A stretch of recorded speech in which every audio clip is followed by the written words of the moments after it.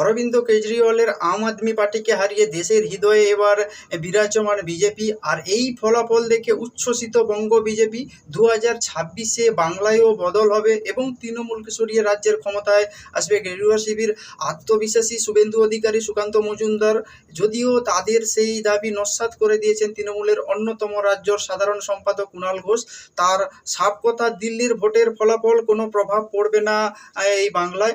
2014 সালের লোকসভা নির্বাচনের সময় থেকে বাংলায় ডালাপালা মেলতে শুরু করে বিজেপি এবং 2018 সালের পঞ্চায়েতে চোখে পড়ার মতো ভোট টেনেছিল গেরুয়া শিবির।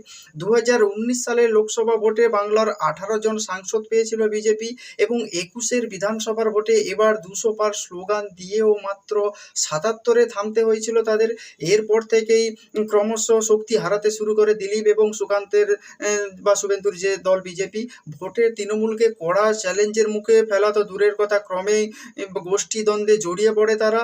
নব্য বনাম আদির দ্বন্দ্বে কাবু বিজেপি এবং সাংসদ, বিধায়ক সহ নির্বাচিত জনপ্রতিনিধিরাও দল ছাড়তে থাকে। এমন পরিস্থিতিতে বঙ্গ বিজেপিকে চাঙ্গা করতে হোম টাস্ক দিয়েছিলেন কেন্দ্রীয় নেতৃত্ব। বলা হয়েছিল 1 কোটির নতুন সদস্য সংগ্রহ করতে হবে বঙ্গ বিজেপি নেতৃত্বকে, কিন্তু ঢাকঢোল পেটানোই সার হলো।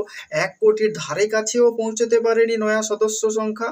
উল্টে কেন্দ্রীয় নেতাদের কাছে যাতে তারা ভালো হতে পারে তার জন্য জালিয়াতি করার অভিযোগ উঠেছে বাংলার বিজেপি নেতাদের বিরুদ্ধে। আগামী বছর বাংলায় বিধানসভার ভোট বা তার আগে কার্যত অগোছালো বঙ্গ বিজেপির সংগঠন। তার ফল ভোট বাক্সেও পড়তে পারে, কিন্তু দিল্লিতে বিজেপির প্রত্যাবর্তন বাংলার গেরুয়া শিবিরের মোরা গাঙে জোয়ার আনবে বলেই আত্মবিশ্বাসী সুকান্ত মজুমদার। ঐক্যবদ্ধ হন, বাংলাতেও পরিবর্তন হবে।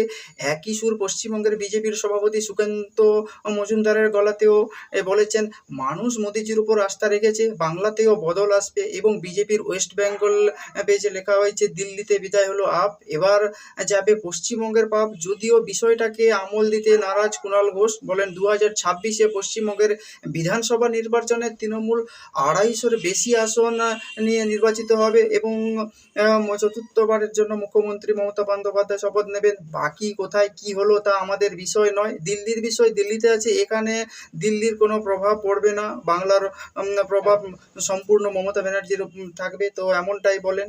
তো আপনারা কি বলবেন যে দিল্লিতে যে বিজেপি যে গেরুয়া জোড়া আপ সেখানে পরাজিত হয়েছে, তো এইসব বিষয়ে যদি কোনো কিছু বলতে চান তাহলে অবশ্যই কমেন্টস করুন কমেন্টস বক্সে। আর অন্য চিন্তা টিভিতে।